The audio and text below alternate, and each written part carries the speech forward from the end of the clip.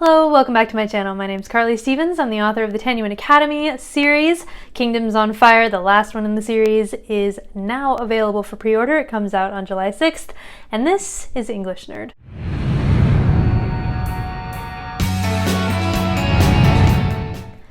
So,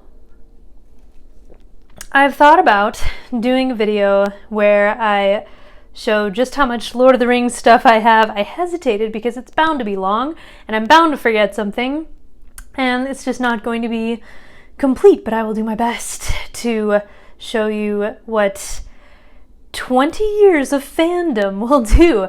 I became a fan of Lord of the Rings in 2001. I read Fellowship of the Ring, the first kind of installment of the story, right before the movie came out, and I saw that on opening day, and ever since I've just been hopelessly hooked. So I'm going to try to keep all my stuff roughly in categories so you can see, well, here are the books, here's the merchandise, here's what have you. So of course I have my Prancing Pony mug, and I'm going to run through just how much Lord of the Rings stuff I have. So strap in, prepare to be shocked and horrified, and let's just take a look. So I decided to start off with books. So I'm going to go through kind of my bookshelf. There will be a couple of Hobbit related things on this list. Not very much because the Hobbit's not really my deal, but I figured I would include all my Lord of the Rings related things in this video. So I have first of all, in no particular order whatsoever, Bilbo's Last Song. It's a rare book where you have Bilbo's Last Song, and it's illustrated, but it's really simple. I'm not sure why anybody decided to make this, but when I saw it, I thought, I have never seen anything like that. I must have it for my collection. So there you go, book one. Next one is the Atlas of Middle-earth. You can see how everything changed. There are a lot of diagrams, pictures. It looks like some of these maps are Tolkien's himself because he was an illustrator, so that's fairly self-explanatory. In the book-ish category, we have magazines as well. We have the Newsweek special edition of Tolkien, which has, of course, all kinds of articles about how the series, it's not really a series, but how the books came to be. Here is another one. This was a gift. So normally I wouldn't get myself magazines. I would get myself one, but maybe not two. I also got this one, Christian History, The Man Behind the Myth, Tolkien. This one I got, I think, while I was touring Wheaton College when I was like a senior in high school. So, you know, there was the opportunity, so I took it. There's also Entertainment Weekly about The Hobbit coming out. This was before it came out. In my opinion, it doesn't hold a candle to not even a small candle to Lord of the Rings proper. But I still was there for the world, and I like Martin Freeman as well. Okay, next up, we have Tolkien, the Illustrated Encyclopedia, which has all the terms, the lands, the characters, or at least the vast majority, along with mostly horrifying illustrations. So let's see if we can get to the characters. Yes, we have some characters here. We have some natural history, some races of beings and whatnot. So, interesting stuff. See, there's Bilbo. All the hobbits, the illustrations make them look like they haven't slept in a million years. I don't know why. Okay, next I have the making of The Lord of the Rings. This is pretty much the Fellowship of the Ring. The pictures are incredible. The not articles, but you know, the words are awesome as well. I've actually gone through the entire thing. Lots of awesome behind the scenes stuff. I have another written by the same guy, Brian Sibley, who was the official chronicler as they were making the series. So this one's making the movie trilogy, so it's not just Fellowship, it's all of them, so it's a little bit thicker. Okay, now, again, I have been a fan since 2001, so that means I was a fan when I was 14, and when you're a fan of something when you're 14, things happen. So, thing one that happened. I made this little book with pictures and stuff with my younger sister. And I collected this. Now let me put down my series of books so far. Yeah, so I created this when I was in high school as well. It's articles, it's magazine articles, it is newspaper. Look, when they had the times in the newspaper instead of looking them up, because yes, it was 2001, printed out stuff, articles, and you know. Anyway, so slightly embarrassing, but there you have it. Next, we have The Children of Hurin, which is illustrated by Alan Lee. I, full confession, have not read this, but Alan Lee is one of the greatest Lord of the Rings illustrators, so had to do it. Eventually, I'll read all these, I think. We have the Unfinished Tales, not illustrated, but I have my nice little Tolkien collection here. Okay, here's one, Lord of the Rings and Philosophy. It's a bunch of articles about mortality and power and tradition and provenance and all kinds of different philosophical ideas in stories. I have a few biographies, including this one. This one is not considered one of the very best, but it's the first one I read, I think. And so I learned a lot about Tolkien through that. I also have a lot of the official letters of Tolkien when he was writing about Lord of the Rings. I taught a Tolkien class, and so I had some of those flagged. Next, I have Tales from the Perilous Realm here, which is mostly poems, but it also has a nifty short story called Leaf by Niggle, which is all about his artistic process, which I enjoyed very much. Here's another philosophy one, Myth, Morality, and Religion in Lord of the Rings, and so it's essentially articles, but a more extended sort. Okay, here we go. Here's the first actual Lord of the Rings book. This is the first one that I got when in 2001, right before I read the story, before the movie came out. And this one has a very special place in my heart, even though it's technically not the fanciest of the Lord of the Rings that I have since collected. It is the one I probably love the most. Okay, now this is the official biography of Tolkien. I believe it's the official one. It's considered the official one anyway, by Tom Shippey. So if you're interested in Tolkien studies, that's kind of the good place to start. The War of the Ring is some early drafts of Lord of the Rings. Christopher Tolkien put together a ton of notes, and it has some original pages where you can not envy Christopher Tolkien trying to read his father's handwriting. And I only have one version of the Silmarillion, this one, but it, does the job. Okay, next I have the Tolkien Reader. I hate the cover of this very deeply, but this is the first place that I found Leaf by Niggle. The other book is just rarer. This one also has Farmer Giles of Ham and some other early stories of Tolkien. This is a tiny book I've never seen elsewhere about the experience of one person reading Tolkien. I read this and I'm really not sure why he published it, to be perfectly honest, but I feel like rare Tolkien stuff, I'll take that. This was the Hobbit that I got early on. This was, I think, also in 2001, maybe a little bit earlier, because I read the Hobbit first. I just didn't really care all that much, until I read Lord of the Rings. So I've got that. I've got the Book of Lost Tales, which has some really beautiful Middle-earth poetry and things like that. I also have this teeny tiny book.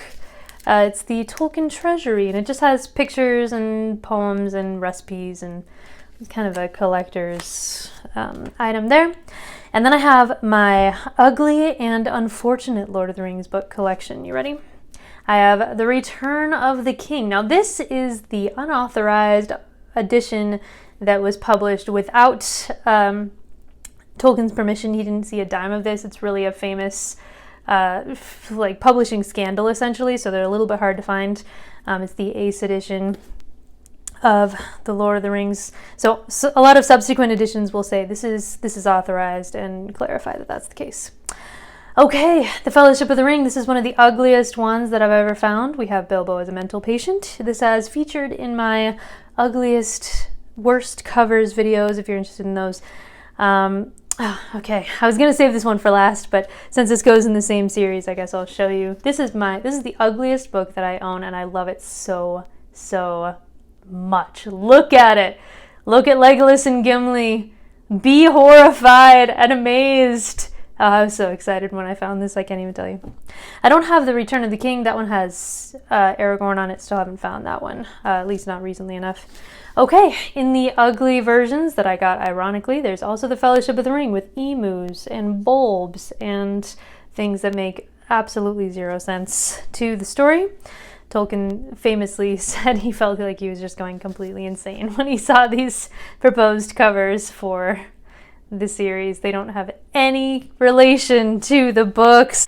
Okay, on to special editions. So the illustrated Tolkien Lord of the Rings. This one's illustrated by Alan Lee as well, the guy who did the Children of Huron. He also helped with the movies. You'll notice some of the, like this, the framing of this is almost exactly the same in the movie as it is in this book. I found it on sale at Barnes & Noble soon after the movies came out, and I said, yes, please, I will take that, because it's absolutely gorgeous. It's also humongous, so that's why I had to grab it by itself. Okay, I have this slipcase version of The Hobbit. It's really beautiful. Again, The Hobbit is not my fave, but since it's so closely connected in a way to Lord of the Rings, I said, yes, please, I will take that. So next I have my favorite special edition Lord of the Rings, and that is this one, because there's if you're wondering what's stuck in there, it's the map that was originally in here, but then I cut it out and it was framed for a while. Anywho, let me take it out and show you just how gorgeous this is, and it has red and black letters. As I was saying, the reason that I like this one so much, it doesn't have pictures or anything, but in Two Towers and the Stairs of Cirith Ungol, Frodo and Sam talk about having their story read out of a great big book with red and black letters, and so this one is the one for them, which I think is really special. Whew, I think that does it for the books. All right, let me show you the journals that I have. So I got this one. It is very small. It's very cute. There's maps and stuff in the back. I'm not going to show you because I actually used this all up when I was 14 or so. So there's that. But you can see there's this beautiful kind of elvish on the inside. It is very well used. I also used this one completely, which looks like the book at the end of Return of the King, Bilbo's book, and it's also just a really gorgeous kind of edition of this journal. So there's that, and finally I have this one. It's not leather. It feels like it is, but it's not. There's some good in this world, Mr. Frodo, and it's worth fighting for. I got this one in one of the unboxings, which some of you have seen. Okay, next we have movies. So let's talk about Lord of the Rings movies that I have. Okay, so I have the theatrical editions. Oops, those are out of order. Let me fix that up. Okay, so I have the theatrical editions of Fellowship, Two Towers, and Return of the King. I have the extended editions because you have to have the extended editions. They are so good. All the extras are astonishingly amazing. And so I know these are all DVDs and everybody streams things nowadays, but I'm just hanging the heck onto these because they matter a lot to me. Now, if you thought that was going to be all the movies, you are incorrect. I have more things. I have Creating the Lord of the Rings Symphony with Howard Shore, which is essentially an extended extra of how he made the music, and it's really amazing.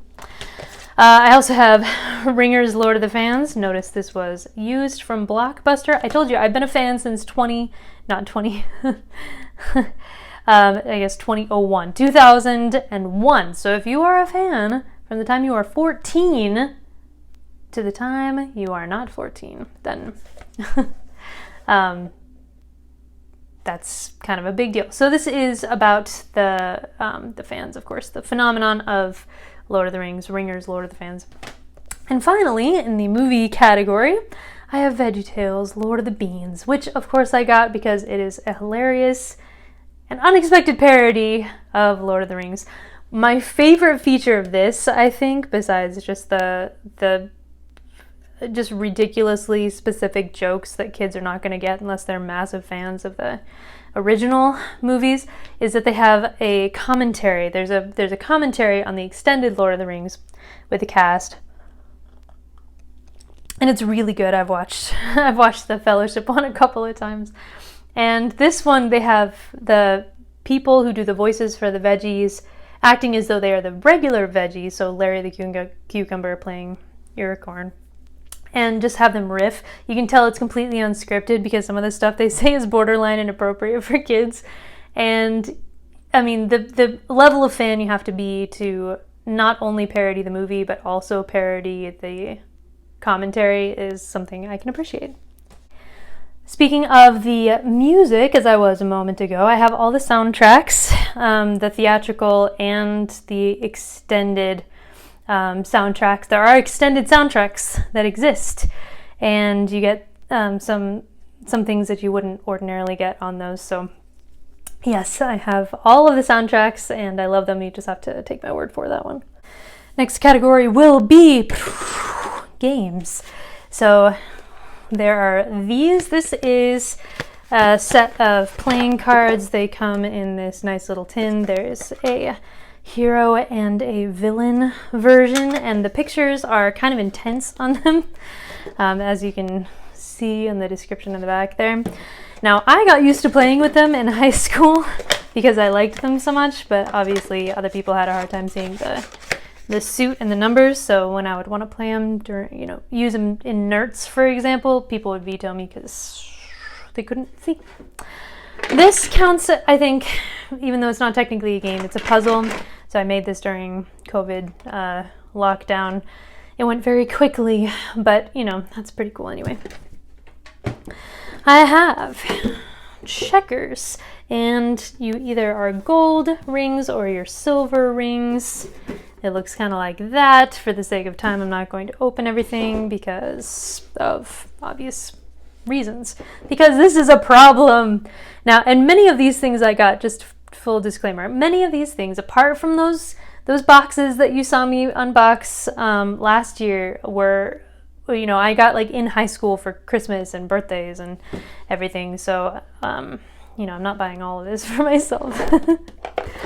Okay, so there's also this that exists. It's the Lord of the Rings board game, and it looks kind of like this. It's slightly confusing to play. You build this pyramid thing on the board, and you have things happen to you as you go around. It's essentially you play as a character and see if you can get through the events of the first movie. I think there are other games that kind of would attach to it because it was like a puzzle piece style of board, but I only got the Fellowship one because I don't know, I just did. Okay, next I have Lord of the Rings Risk, which is exactly what it sounds like.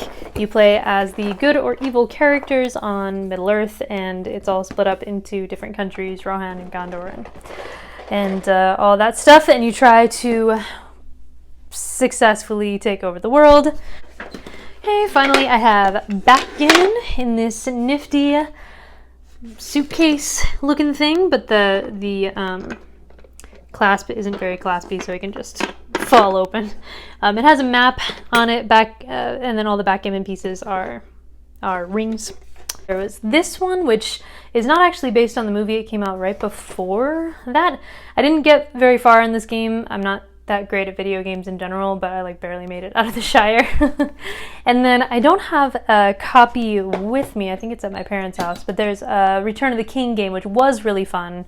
And that one was just a PC game because I never had a console of any sort, but you could play as Aragorn, Legolas, or Gimli, and or Sam. There were some Sam levels too, and you could go and fight your way through the Return of the King. Okay, next up is clothes. So I have this sweatshirt, which I've actually worn in some of my videos, and it has the ring script on the side. I used to have a shirt that had like the ring script kind of in a circle on the back, but it was like even hokier than this one, which I do not mind wearing out for walks and things like that. So I got rid of that one and kept this one. This is one of the shirts that I got from the Loot Crate box. The graphics are just not very good on those Loot Crate boxes. So it came with that one, and then it came with this one as well, which I liked a little bit more, and it's softer. So, you know, it's a sleep shirt now. And then I got this scarf as well, which, as you can see, is the map. There we go. Of Middle Earth. But it looks classier when you wear it as a scarf. I guess jewelry sort of counts as clothes too. So I have this, which is kind of my first little makeshift ring necklace. I think this one came from a bookmark. I'll show you those next. I'm appalling myself at all this stuff, but I knew this was going to be a long and revealing video about my Lord of the Rings love. So here's a much more official one ring necklace, which I haven't actually worn because I got it during COVID, and I don't really wear ring necklaces anymore, which I know is surprising considering all the stuff I have. Here's a bracelet with the ring. Really, I should wear this. I just kind of have it on my Lord of the Rings, you know, shelf right there. Okay, I have a couple of necklaces here as well. There's the Even Star necklace that in the movie Arwen gives to Aragorn, and then I have this one as well, which was a gift, and the design is inspired by Elrond's headdress at Aragorn and Arwen's wedding at the end of Return of the King. Almost forgot my socks, so I have Lord of the Rings socks. There's Legolas and Gimli. Here's Boromir and Aragorn. Here's Merry and Pippin. And these I actually wore to a school thing, so they're not all packaged. Gandalf the White, Gandalf the Grey. Yep, I brought some of this stuff to school and, you know, themed it up. So next I have some bookmarks here. The local bookstore had a whole collection of Lord of the Rings bookmarks, so I got, I think, just about all of them, at least. So I'll just start running through them here. These came out with the first movie, mostly. So I have Frodo. That was one of the first stills that they released from the movie. Oh no! The ring just fell off. Hang on. You've been hanging on so well all this time to the Frodo bookmark. Oh well. Okay, there's the Ring Wraiths one. That one doesn't have any dangly thing, but a lot of these do. Most of them do. Here's Legolas and Gimli with a little leaf. Here's Sam and Frodo with another ring. Here's Merry and Pippin. It's a little bigger than the other ones for some reason. It has the leaf. Here's Legolas by himself, no dangly thing. Here is Aragorn with something that doesn't really have any meaning to it. Oh right, I've used this as a bookmark before too. It's a like postcard from Oxford when I visited right after I read Fellowship of the Ring. Maybe I was thinking of this because there's another bookmark, but it was in a different spot. So let's talk about some collectibles and things like that, kind of the catch-all category. This has already been going on long enough. Okay, this is for a candle, as you can see. It was Etsy. It was a gift from a friend. We have the banners there, one for Rohan, one for Gondor, which I got in the Loot Crate box. I'll put both of those unboxings below.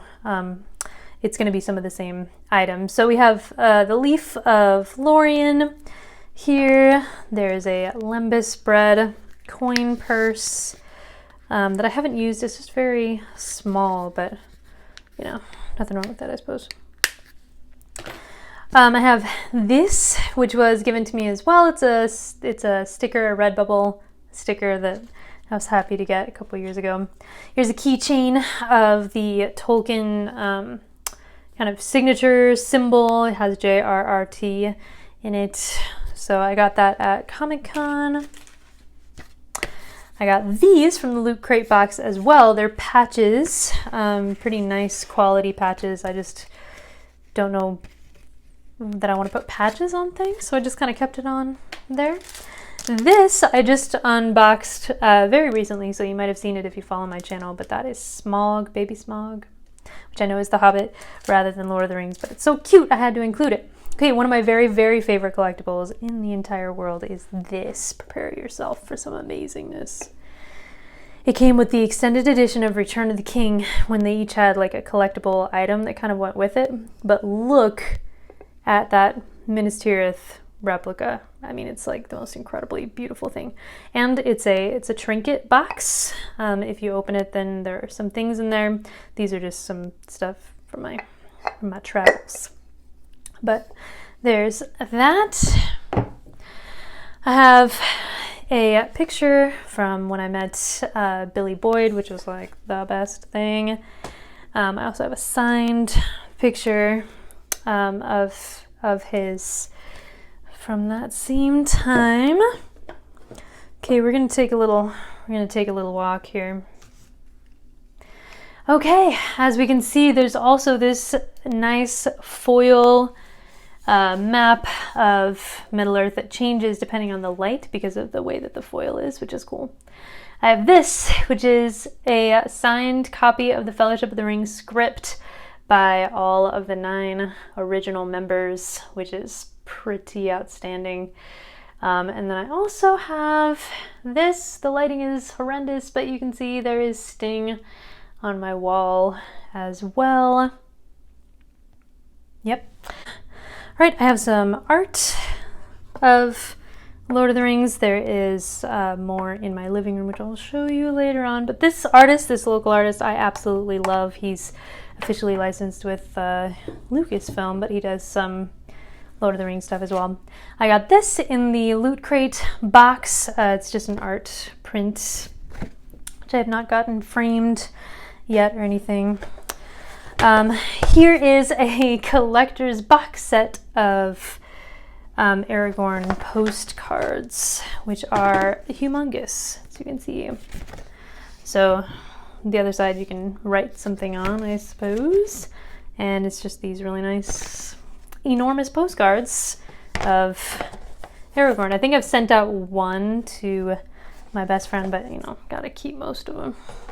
And then I have this, which is the official press packet for when the Return of the King came out. So this was what was given to the press for the early screenings. And since a friend of mine had a dad who worked in media, so he did those early reviews and things like that and knew that I was a fan, he gave me the whole press packet. So it has a note from Peter Jackson. It has official pictures that you were allowed to use in magazines, and you know, all kinds of cool stuff. So even though I didn't see the movie early, I saw it the day it came out. Normally, this is the press kit, which is pretty cool. Okay, we're taking a little field trip, and as you can see, I have some lovely fine art with Lord of the Rings. So we'll skip over that one. And we have the Balrog there. There's one more. And it's over this door. I actually said to my sister when we were going to the shop where I've gotten most of that artist's stuff, if there is a picture of Gandalf coming down the dawn of the 5th day and, you know, coming into Helm's Deep, then I will get it. And then amazingly enough, there was that painting there. So I'm like, well, I've got to do it now. I also have a bunch of posters of Lord of the Rings. I'm not going to take all of them out because putting them all back in will be a complete pain. But I have most of the theatrical posters, and I have a couple of unusual ones as well, including at work, the one with Aragorn once he's crowned, and he's talking about let's rebuild this world, and has the quotation on it. So there's that. I have a theater-sized poster, which is like the size of that bookshelf, that was actually used in the theater for the release of Return of the King. One of my cousins actually picked it up for me after Return of the King got out of theaters and sent it to me just as a surprise gift, which was really, really thoughtful. It's up in my parents' house, which I think is fantastic, but it wouldn't make sense to fit in an apartment. It would completely overwhelm any wall that it was on. And we also have a cardboard stand-up of the 4 Hobbits, life-size, so it comes to about here. That I wouldn't have gotten for myself. A lot of this was, the result of gifts. But I'm also not going to say no. I mean, if you have the option to bring them out for special occasions like birthdays or Christmas and put a Christmas hat on these Hobbits, then of course you've got to do it. Somebody also gave me Hobbit Pez dispensers. Those are at work. And last thing I'll show you. I almost forgot. I knew there were going to be things that I forgot.